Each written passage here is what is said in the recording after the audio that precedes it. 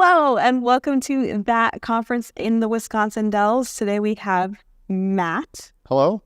Or Matthew. Either one's fine. Cool. Do you want to tell us a little bit about yourself? Yeah, I work for a company called Couchbase. We're here sponsoring that conference as well.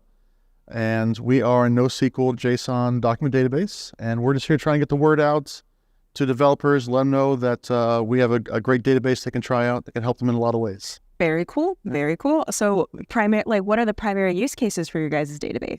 Yeah, we have a lot of different use cases. We serve a lot of different industries, large customers. Generally speaking, large public-facing websites and or mobile applications. So we're behind LinkedIn, for instance. We do a lot of caching of their data and their profiles. We're with United Airlines, all kinds of apps along those lines. Oh man, I wouldn't know if I would publicize the airline stuff. They have a lot of delays. We're just so great. But cool, very cool. Like big names, big customers people have brand recognition with. Absolutely. Very neat. Okay, cool. And I guess based on that, the next follow-up question, of course, is do you guys have any like popular data pipelines that you guys work with or integrations with this database? Yeah. There's a lot of integrations. So we have tons of SDKs to support different programming languages. .NET's my favorite, of course, but we've got Java and Go and all those other ones there. Lots of framework support. So Spring data for the Java world. We have connectors to Kafka and other connectors along those lines to Tableau and a lot of popular different visualization tools and integration tools. Yeah. Cool. More about you then. Sure. What's your favorite tech stack? Favorite tech stack? Yeah, I already told you a little bit. .NET for sure, ASP.NET, Web APIs, C#. I actually run a yearly event called the C# Advent, csadvent.christmas. So we just set up like 25 days in December of C# content. So I'm definitely the C#, you could say. And would you say it C# Advent, is it every single day there's like a different coding challenge or like you're building an application throughout those 25 days? Yeah, so it's all sourced out to the C# community so people can sign up to say, I want December 3rd, I'm going to publish something about C# that day. So up to 50 different people doing something in the C# community two times a day. Amazing. December, yeah. And I guess, so if your passion is C#, you kind of have work in C# in your current role. I guess my follow-up question then is like, what got you into C#? Like, tell me a little. Oh gosh, that's a long story. But basically my first job out of college was working with databases, Access databases, if you know, you know. But that's a Microsoft technology. So then there was some VB around it. So I got the VB. And then C# kind of became more popular, thank goodness. And that's kind of where I started to go in that direction. Yeah. Wow. And do you mind if I ask how many years you've kind of been in the C# space? So C# probably since around 2004, 2005-ish. Wow. Yeah. Okay. So well over a decade. Yeah. Oh, yes. Yeah. Sweet. Okay, cool. And then I guess a little bit more about, databases and Couchbase. Sure. What kind of security measures do you guys implement with respect to, data ingestion or data egress? Yeah. Data security is extremely important with data. Yes. So certainly anytime you connect to Couchbase Capella, which is our cloud-based offering, it's going to be over a secure connection. We have lots of ways to kind of lock that connection down. So you can have an allow list. Only certain IP addresses can connect. You can also restrict access to certain parts of the database, different scopes and collections, we call them. So you can have read access and or write access. So role-based access control there, of course. And if you're in Capella, our cloud offering, we're using encryption at rest when you're storing the data in one of those cloud providers. So those are all important things. There's lots of other stuff, but security is extremely important when it comes to storing data. I was about to ask if you had like an encryption at rest. Yeah, of course. So yeah, okay, awesome.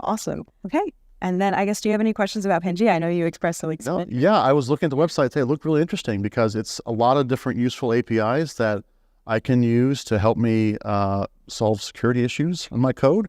And a lot of those endpoints are something that I wouldn't want to do myself, right? So some of them are like the suspicious IP addresses or domain names. And if I tried that myself, there's no way I could keep up with that. So I'd much rather leave that to an experts like the ones who work at Pangea. So very cool stuff there. The funny part is like we are offering those IP intel and domain intel services, but we are partnering with actually the experts in the field. Okay. So for IP intel and domain intel, I think we have CrowdStrike as a partner. Okay. And so they have a database spanning 20 plus years. They refresh it at least every 2 weeks with an updated list of IPs and domains. So it's like we're accessing their database directly with all of their updates. So we don't have to maintain it. We just get access to their... Yeah, no, that's great. That's great. Yeah. And the website, the examples there, nice quick code samples like that make it clear to me like what this is for and how do I use it. So I really like that at the Pangea website. Pangea.cloud, right? Yeah. Yes, Pangea.cloud. One fun question is where do you see your industry going in the next like 5-10 years?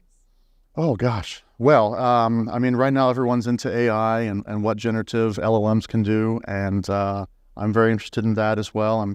I think it's a really peaking the hype cycle right now, but from what I've done with them so far, I'm using them to help me write code and write tests for that code, and I see them as a very useful tool that is really going to change how we write code, how as developers we work and write code, and I think it's mostly for the positive.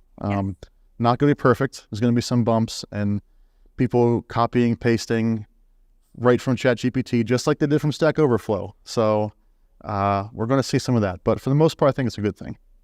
So I guess I'm curious, it's like, as you know, the database people, like where do you think those sources should come from? Do you think there should be different models that are trained on different databases? Do you think there should be one grand source of truth? Do we scour all of the internet and train a model on it? Well, so I think there is certainly some interesting power in the more generalized like ChatGPT model. But I think as we start to get more comfortable with these LLMs, that people are going to want to take their data and put it in there and train it on their data, right? So they can give them more custom insights, more personal, relevant insights. And we're going to see a lot of that coming up, I think. For sure. Yeah. Okay. Great. Thank you so much for your time, Matt. Well, thank you for having me. GIF or GIF? Oh. When I first started using it, it was GIF, but I've switched to GIF for probably the last 20 years. So definitely GIF, but I'm not hardcore about it. If you say GIF, I'm not going to correct you. Hot or sorry. Is coffee supposed to be hot or cold? Hot. Sweet or savory? Oh, why not both? Vim or Emacs? How about neither? I'm much more of a UI person, but I think in school I used Emacs. Let's go with Emacs. Okay. Vinyl or digital? Got to go digital. So much easier. iOS or Android? Android. Is the Earth flat or round? It's a oblong spheroid, I believe. Yeah. That is actually the correct answer. You're the first person that knew that.